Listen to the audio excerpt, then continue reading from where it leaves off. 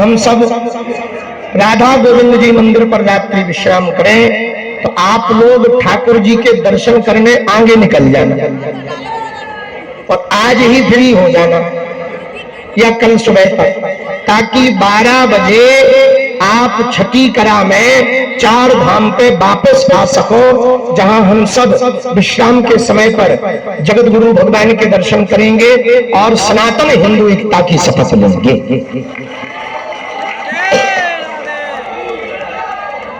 हाँ, कुछ लोग तो छठी करा, बाकी हमारे चेला तो महान है ही है, उसमें तो हमें 1% संदेह नहीं है। ये बात हम ना भी कहते तो तुम पहले ही पहुंच जाते, वो तो तुम्हारी मजबूरी है कि हो राष्ट्रगान हो जाए, हनुमान चालीसा हो जाए, तो इस मजबूरी में तुम बैठे हो, नहीं तो तुम गुरु को छोड़ के आगे ही पहुंच जाते।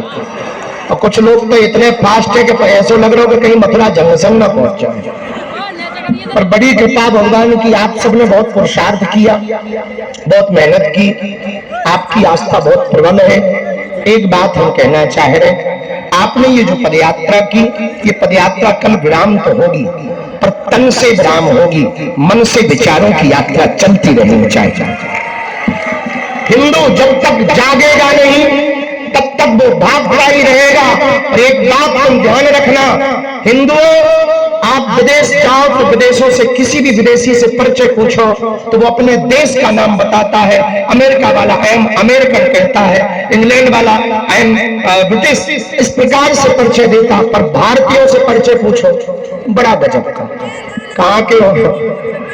गुजरात के, बिहार के, दिल्ली के, मध्य प्रदेश के। फिर पूछो अच्छा दूसरा परिचय क्या देंगे? शर्मा, वर्मा, जाट, ब्राह्मण, ठाकुर। हम ये नहीं कहना चाह रहे कि आप जातियां मिटाओ, हम ये कहना चाह रहे आप जातियों का अहंकार मिटाओ।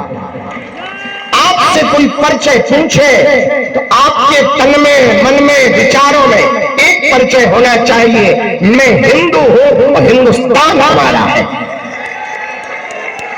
हमको अटल बिहारी वाजपेयी जी की रचना बहुत याद आती है, मेरा तन मन हिंदू, मेरा जीवन हिंदू, मेरा रंग रंग हिंदू, मेरा परिचय हिंदू है। हिंदुओं, एक बात आप कान खोलकर सुनो, आपने ये जो परिश्रम किया, आपने ये जो बहुत त्याग किया, कुछ लोग नौकरी छोड़कर आए, कल के जत्था में लगभग 12 सिपाही जो देश की सरहद पर सेना के रूप में सेवा करते हैं, वो नौकरी की छुट्टी लेकर के पदयात्रा में सम्मिलित होने आए। तो हमने उनसे पूछा कि आप जो कर रहे हैं वो हमारा ही काम कर रहे हैं, आपको छुट्टी की आवश्यकता नहीं है।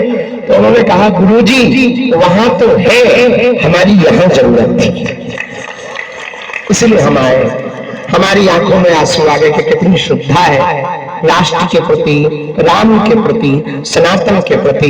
हम एक बात कहना चाह रहे, आपने ये जो श्रम उठाया, कोई 90 वर्ष की मैया को लेकर चल रहा, कोई कल हमको 4 बच्चे मिले हरिद्वार से कांवड़ लेकर आए, और कांवड़ 1-2 किलो की नहीं, 51 किलो की कांवड़ रखे। और विचित्र बात, 2 बच्चों ने प्रण ले रखा था कि जब तक मिलेंगे नहीं गुरुजी तब तक हम पानी नहीं पिएंगे। मुंह सूखा हुआ था, गिर रहे थे, कई बार वो बेहोश हुए। जब हमें प्रशासन के लोगों ने बताया कहीं है तो खड़ो का होगा, बैठ जा, नेता बनेगा, बड़े पागल। तो हमको प्रशासन के लोगों ने बताया ऐसी ऐसी बात है, हमको तो बहुत कष्ट हुआ। हम एक बात कहना चाहें, ये पदयात्रा आपने जो की है ना, अपने लिए नहीं की, आपने आने वाली पीढ़ियों को बचाने के लिए की है। आज यदि आप सड़कों पर नहीं उतरेंगे, आप नहीं जागेंगे, आप यदि एक नहीं होंगे तो वो दिन दूर नहीं है जब 1947 में भारत का बंटवारा पाकिस्तान से होता है, पाकिस्तान बनता है भारत का एक टुकड़ा, तो उस समय पर 22% हिंदू थे पाकिस्तान में, आज मात्र 2% बचे। Indonesia, Cambodia, Burma, Fiji, Mauritius, इन देशों में बहुतायत संख्या में हिंदू रहता था, हर जगह हिंदू घट रहा। यहाँ की छोड़ो, अपने भारत में असम, त्रिपुरा, मेघालय, पश्चिम बंगाल, हरियाणा का नूह मेवात के 152 गांवों में मात्र 5% हिंदू बचा। ये हिंदुओं का दुर्भाग्य है। सनातनियों का दुर्भाग्य। हिंदू राष्ट्र तब बने जब बने, पर हम हिंदू बन जाए ये बहुत ज्यादा जरूरी है। यदि हम हिंदू ही नहीं बनेंगे तो हिंदू राष्ट्र नहीं बन सकता है। यदि हम अपने आप पर, अच्छा देखो, मुसलमान कभी नहीं कहता है कि हमें गर्व है हम मुसलमान, पर हिंदू जरूर कहता है हम गर्व से कहो हम हिंदू। क्यों गर्व से कहें? हम हिंदू हैं ही हैं। गर्व तो स्वाभाविक है, उसके लिए लिखने की जरूरत क्या है, उसके लिए कहने की जरूरत क्या है? अरे गौरव है, हमारी महिमा है, हमारी पहचान है। इस देश में जन्म लेने वाला हर व्यक्ति हिंदू है। अब वो ना माने वो उसकी कमजोरी है। भाई कोई अपने बाप को बाप ना कहे तो बाप की थोड़ी गलती होती है, बेटे की गलती होती है। बेटा ही निकम्मा निकला है तो क्या करोगे? बात समझ आई? हम आपसे कहना चाह रहे हैं, आपने जो परिश्रम किया, बहुत किसी को चोटें लगेंगी। लगता तो हरियाणा का बड़ा गजब है, ट्रांसफार्मर पे चढ़ गए। तो कृपा होगा कि डीसी साहब की वो बगल में चल रहे थे, हमने इशारा किया उधर देखो, हमने फोन लगाया, लाइट बंद हो गई तो वो चढ़ गए थे। ब्रेकिंग न्यूज आती, बाबा की पदयात्रा में 2 लोग झुलसे। अरे उनका क्या गड़बड़? तो पूछा कि भाई तुम उस पर चढ़े क्यों? बोले आप दिख नहीं रहे थे। हमने कहा ठटरी के बड़े भगवान दिख रहा कि नहीं दिख रहा था? हमें देखकर क्या करेगा? और एक बात बहुत विनम्रता पूर्वक सुनो, बुरी लगे तो ठीक है, ना लगे तो और ज्यादा ठीक है। एकमात्र धीरेन्द्र कृष्ण शास्त्री से हिंदू नहीं जगना है, आप सबको बनना पड़ेगा। कल की पदयात्रा तन से विराम ले पर मन से विराम ना ले। जो बिहार से आए, नेपाल से भी लगभग 2000 लोग आए। तुम टेंशन ना लो, तुम पदयात्रा में चले, अपना देश हिंदू राष्ट्र बनेगा, बगल में तुमको भी खींच लेंगे। हाँ चले और चलो, तुम टेंशन ना लो।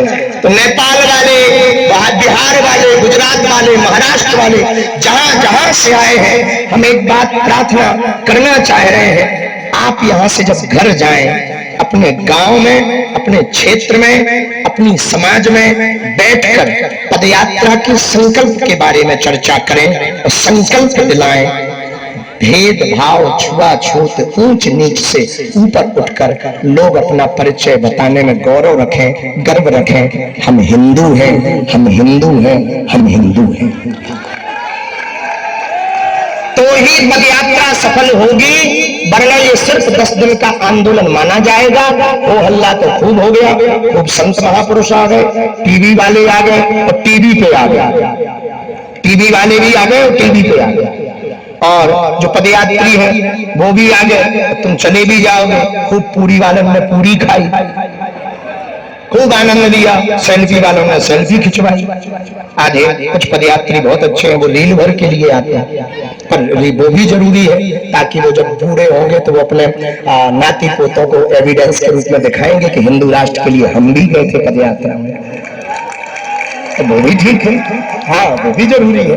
और माताएं भी, वो भी तो दादी बनेंगी तो वो भी दिखाएंगे हाँ हिंदू राष्ट्र में। एक बात हम कहना चाह रहे हैं, आंदोलन 10 दिन का होता है, आंदोलित जीवन भर के लिए होता है।